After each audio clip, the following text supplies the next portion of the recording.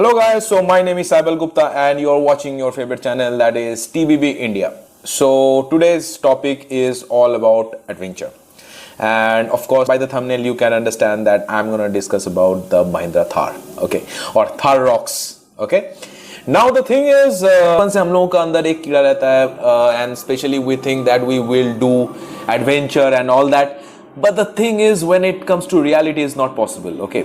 सो हम लोग बचपन से सोचते हैं कि एडवेंचर करेंगे, पहाड़ों में जाएंगे, नदी में घूमेंगे, नदी के बीच से गाड़ी को लेके जाएंगे, ऑफ रोड करेंगे, जंगल सफारी करेंगे and all that. And the problem is कि तब वो होता नहीं है. And later on what happened that we thought कि हम लोग बड़े होके नौकरी करेंगे, अच्छा नौकरी होगा तो अच्छा सैलरी आएगा, and after taking the salary थोड़ा सा पैसे इकट्ठे करके हम लोग एक 4x4 बड़ी सी SUV लेंगे. We will fulfil all our dreams. But when it comes to reality it is not possible, क्योंकि ऑब्वियसली कि आप वही बड़े हो जाते हो एंड नौकरी के लाइन में लगते हो, आपको नौकरी मिल भी जाती है with lesser amount of salary. So आप क्या करते हो, प्रमोशन के लिए भागते हो एंड समहाउ भागते भागते वो जो एडवेंचर वाली जो ड्रीम है वो कहीं ना कहीं दबा हुआ रह जाता है. एंड लेटर ऑन जब आपके पास पैसे आ भी जाता है तब आपके पास आता है lots of responsibility, like family responsibility, office का रिस्पॉन्सिबिलिटी एंड ऑल दैट. तो द प्रॉब्लम इज तब रिस्पॉन्सिबिलिटी के हिसाब से आप अपना जो वो ड्रीम था, जो एक SUV लेने का, जो SUV लेके आप घूमना चाहते थे, एक्सप्लोर करना चाहते थे इंडिया का गलियां, इंडिया का जो जंगल्स, पहाड़ों में घूमना एंड ऑल दैट, वो थोड़ा सा कहीं साइडलाइन हो जाती है. एंड आप सिलेक्ट कर ले तो अपने फैमिली के हिसाब से हैचबैक या तो एक लंबी सी सिडैन कार जो लग्जरी एलिमेंट तो प्रोवाइड करती है बट वो वाली बात तो नहीं है, और या तो SUV के नाम पे आप लेते हो एक बड़ी सी गाड़ी जिसमें वो SUV वाली बात नहीं है. So that's exactly what we are going through. Now the thing is 2020 में लॉन्च किया Mahindra Thar to fulfil that dream, okay.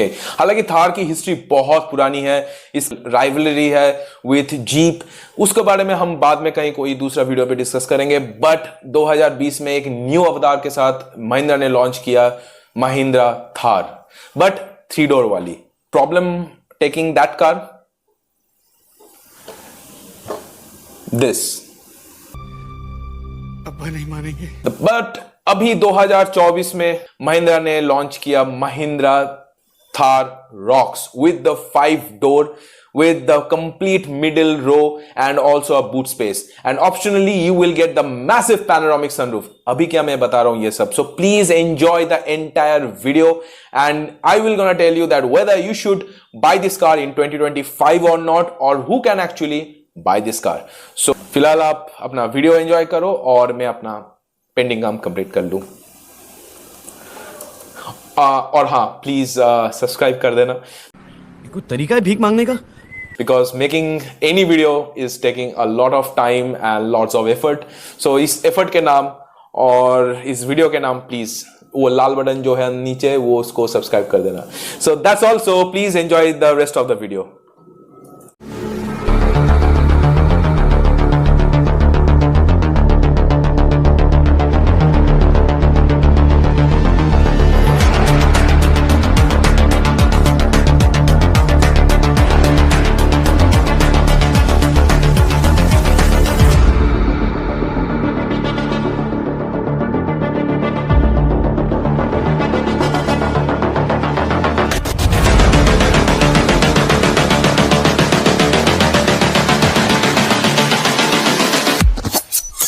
Blade.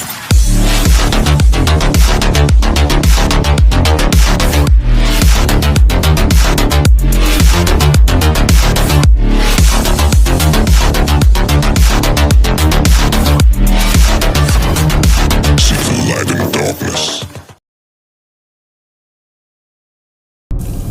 Hello guys and girls, and hope you are doing absolutely well. So by the thumbnail and the picture and the introduction part of this video you get to know that I am driving today the all new Mahindra Thar Rocks diesel automatic. Actually all new तो नहीं कह सकते हैं, but I can say that it is Mahindra's most awaited car. हालांकि petrol, diesel, manual, automatic मिला के इस गाड़ी में आपको बहुत सारे इंजन ऑप्शंस मिल जाएंगे, but the version which I am driving right now, it is Thar Roxx AX7 diesel automatic with 4x4 option, and this is the top end variant of this car. So now start करते हैं इस गाड़ी के price के साथ.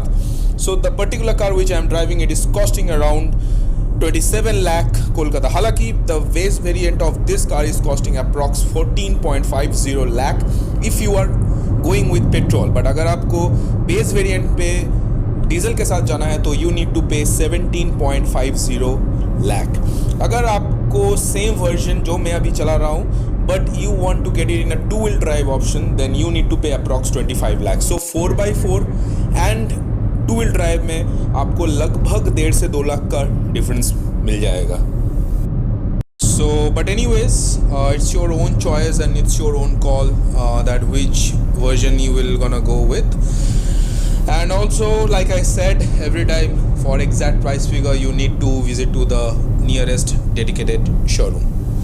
So now बात कर लेते हैं इस गाड़ी का पावर फिगर की. So this car is having 2.2 liter of M-Hawk engine which is having 4-cylinder inline 4 valves which is producing 172 bhp of maximum power at 3540 rpm and 370 newton meter of maximum torque at 1500 rpm. And as I already said that this car which I am driving, it is automatic transmission with 6 gears manual override. So now start करते हैं इस गाड़ी के engine के performance के साथ. तो यहाँ मैं बोलना चाहूँगा कि जो इस टाइम में क्या इंजन बनाए महिंद्रा ने, smooth, refined, although it's a diesel engine. इसमें कोई मेजर साउंड आपको नहीं मिलता है. अगर आप थार की एक स्क्रीमिंग डीजल इंजन ज़्यादा पसंद करते हो so I would suggest you to stay away from this particular car.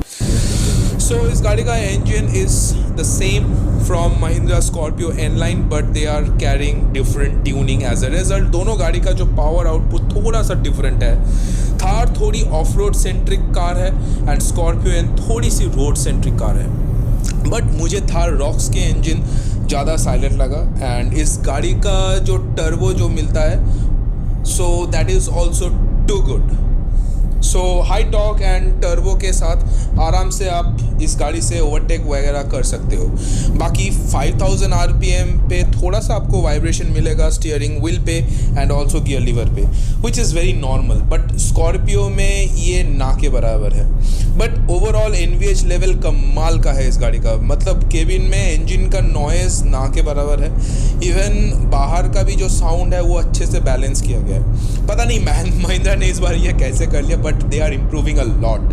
सो महिंद्रा का इंजन का एक ऑलवेज होता रहता कि low range and mid range was solid, but this time top range में भी महिंद्रा ने कोई कटौती नहीं किया है. सो अगर मैं हम यहाँ पर अगर गियर ट्रांजिशन की मैं बात करूँगा तो गियर ट्रांजिशन आपको पता चल जाता है एंड लगभग 2500 RPM के ऊपर ये अपना गियर चेंज कर लेती है. बट हाँ, झटका आपको नहीं देगी, बट आपको पता चल जाता है कि हाँ इस पॉइंट ऑफ टाइम पे आपको गियर शिफ्ट हो रहा है. हालांकि यहाँ पर अगर DCT गियर बॉक्स यूज़ कर लिया जाता महिंद्रा के द्वारा तो इस चीज़ को थोड़ा सा अवॉइड किया जा सकता. But it's okay, like automatic मिल रहा है थार पे, इससे ज़्यादा आप क्या ही एक्सपेक्ट कर सकते हो.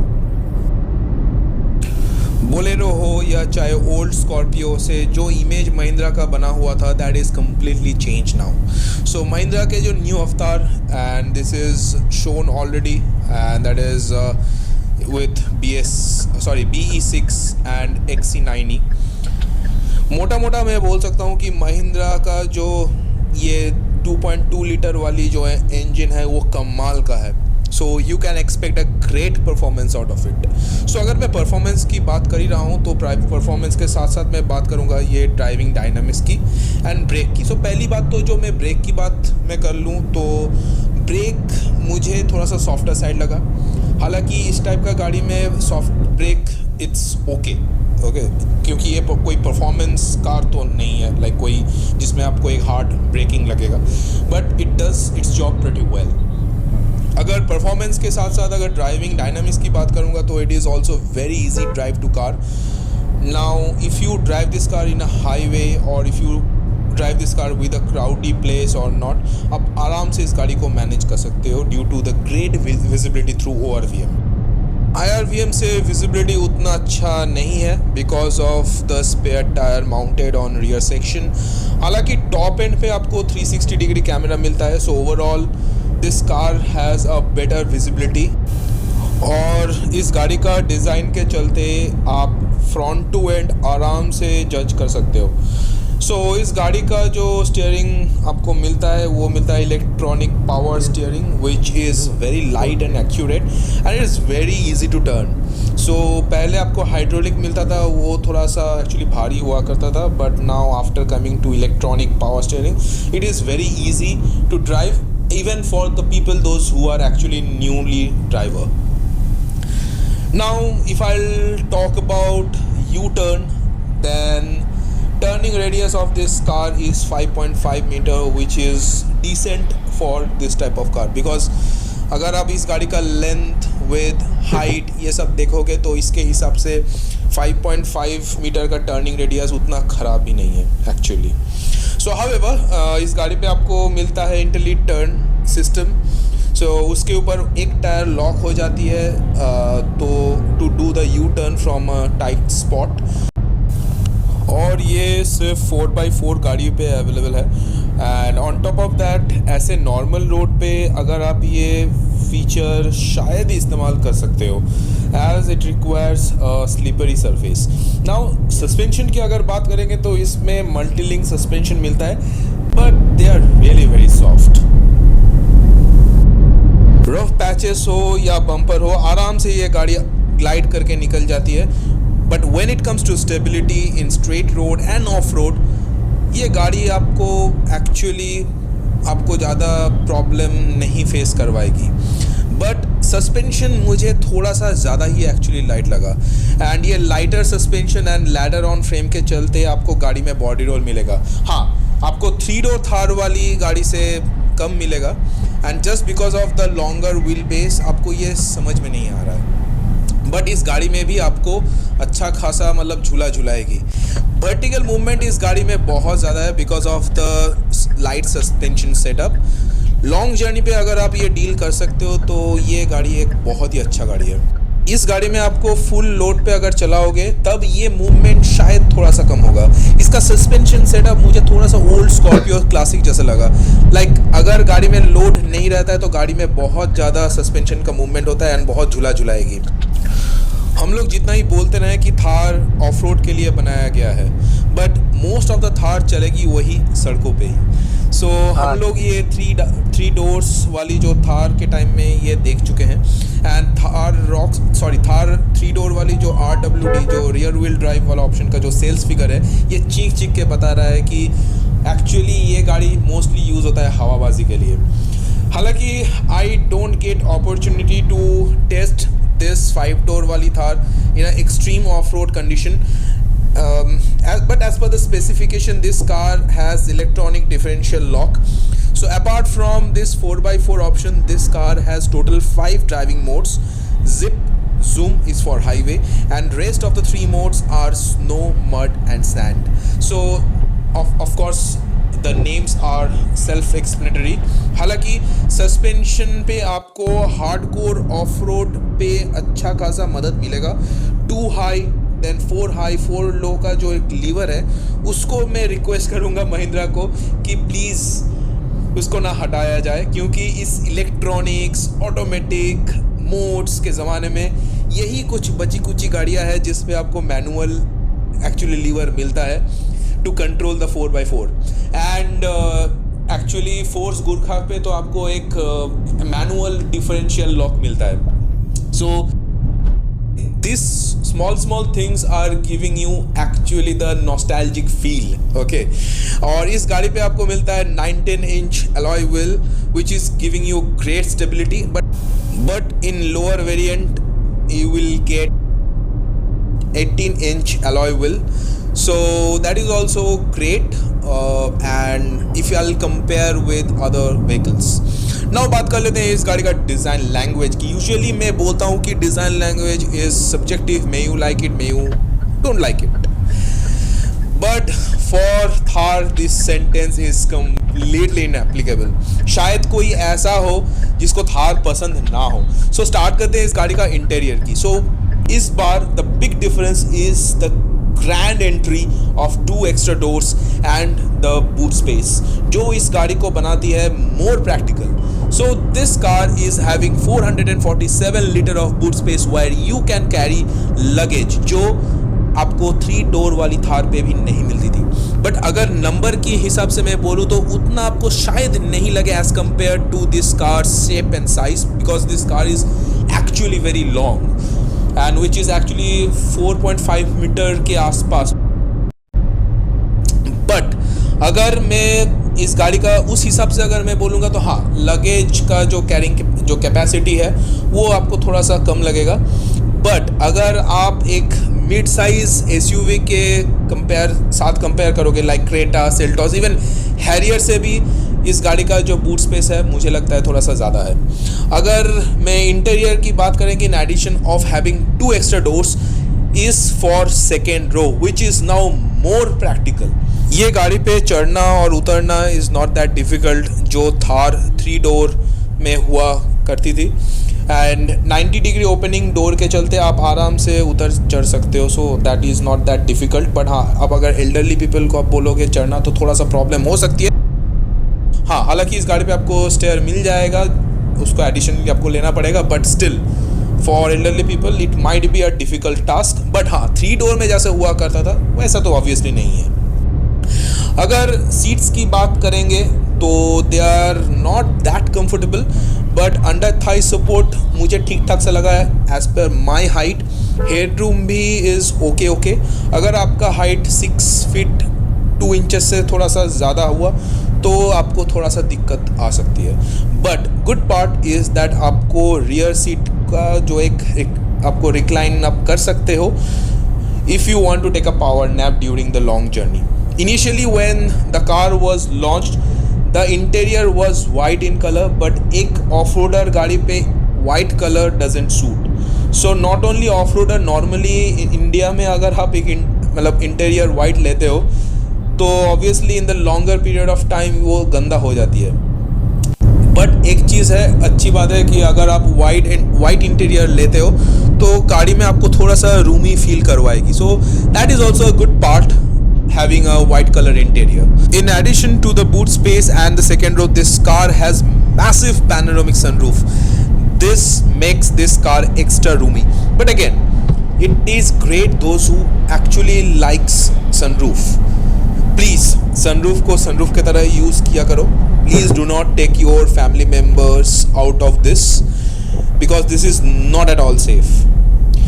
बार बार मैं ये बोलते रहता हूँ and to be very honest मैं जब भी रास्ते में निकलता हूँ 1 या 2 इंसिडेंट अभी भी दिख जाता है. God knows when it will gonna stop. So rear passenger के लिए इस गाड़ी में आपको मिलता है 2 AC vents with 1 Type-C charger and also one pocket to keep small stuffs and also mobile. Now coming to the drivers and co-driver seat. So जहाँ पर मैं अभी बैठा हूँ, so I am getting proper thigh support and for giving extra comfort, this car has ventilated seats and this co-driver and driver seat, which you can actually using one single button in the dashboard. So all the seats are having the leather and all over the dashboard is having leather finish with white stitch. और ये गाड़ी को ये सब मिला के एक अच्छा खासा प्रीमियम फील करवाती है. So in center you will get 10.25 inch infotainment display with wireless Android Auto and Apple CarPlay. मुझे महिंद्रा का वायरलेस सिस्टम खास अच्छा नहीं लगता है. I am trying to connect my Apple phone but नहीं हुआ. इवन एंड्रॉयड में भी आपको मुझे बार बार कनेक्ट डिसकनेक्ट हुए जा रहा था. So I think it's pretty annoying but it can be fixable through updates. So now अगर मैं स्टीयरिंग की बात करूँगा तो this steering is having leather finish which is giving premium feel and all the switches are also great in touch and feel. अच्छा है कि touch के ज़माने में still Mahindra is giving manual button and also AC controls which you can use it manually which I personally do not want to let go away. Now अगर outside design की बात करेंगे so the Thar is coming with the same timeless beauty. So addition of these two doors obviously and boot space, इस गाड़ी का जो wheel base को बढ़ाया गया है, बट वो जो 3 डोर वाली जो कार जो जितना मस्क्यूलर फील देती थी, somehow I personally feel in this car you will not get it, but if you compare these two cars then, but अगर आप इस गाड़ी को इंडिविजुअली देखोगे तो ऐसा सच आपको नहीं लगेगा. So overall looks and design के मामले में this car is pretty much looking like Jeep Wrangler. इन दोनों कंपनी का पुराना एक राइवलरी है जो कभी दूसरे वीडियो पे डिस्कस करेंगे, otherwise this video will very long. So to differentiate, इस गाड़ी का जो क्वार्टर पैनल ग्लास है थोड़ा सा अलग डिज़ाइन किया गया है.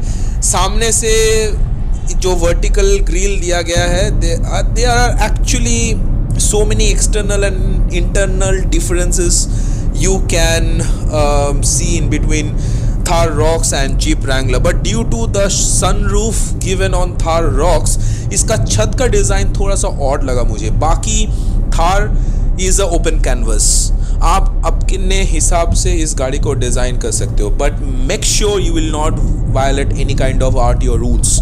सो इस गाड़ी में आपको मिलता है LED headlamp, LED tail lamp and आपको यहाँ कोई भी आफ्टर मार्केट ट्रीटमेंट क्या ज़रूरत नहीं है. बाय डिफ़ॉल्ट LED प्रोजेक्टर के चलते अच्छा खासा आपको हेडलाइट थ्रो मिलेगा. The good part is that आपको कहीं पर भी थार का जो बैजिंग है यहाँ पर हेडलाइट पे या टेल लाइट पे नहीं दिखने को मिलेगा, जो आपको 3 डोर थार पे मिला करता था.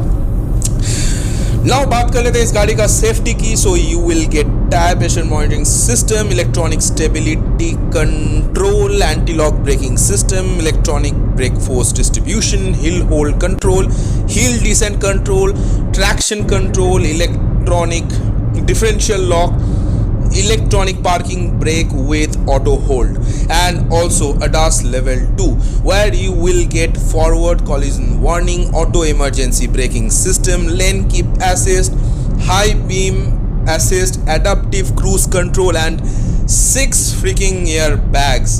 And all these safety standards put together, this car scores 5-star in global NCAP, which is pretty normal for Mahindra. Now the final question that every Indian asks. कितना देती है? So this car is, as per ARAI, this car is giving around 15 km per liter of mileage. But let me see how much it is. Ouch.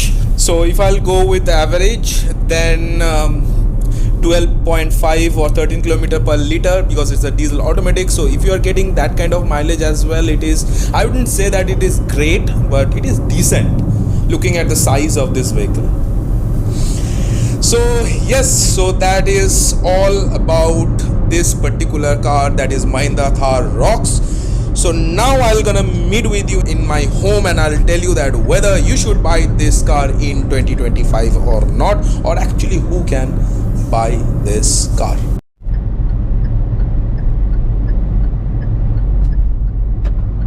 So now the final question, that whether you should buy this car in 2025 or not, or who can actually buy this car.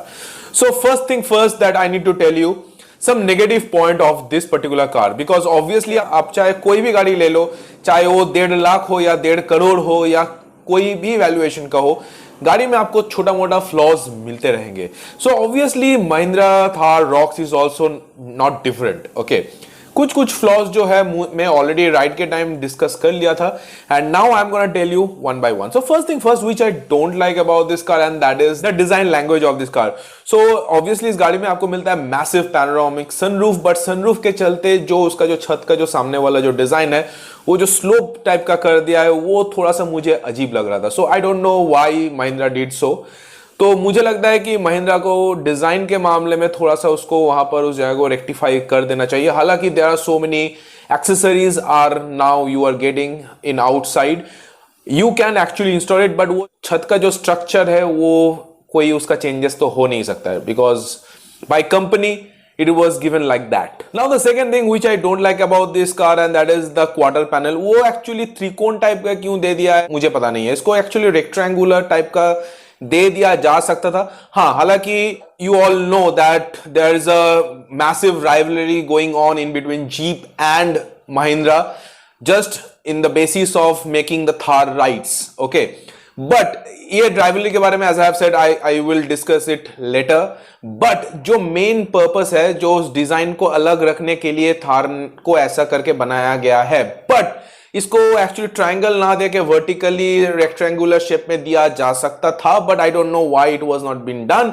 But मुझे लगता है कि इस चीज को अगर थोड़ा सा अच्छे से इसको अगर फिनिश किया जा सकता था तो मुझे लगता है कि this could be a best option for Mahindra. The third thing which I don't like about this car is that the inside the color, and initially when the car was launched and that time it was completely white in color.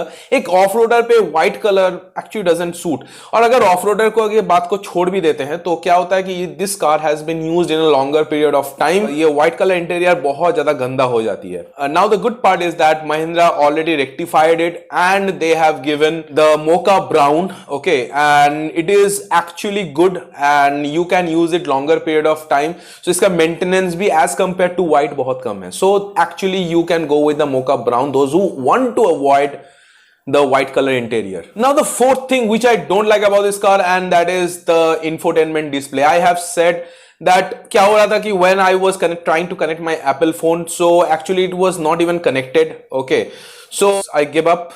Now what happened that I was trying to connect my Android phone.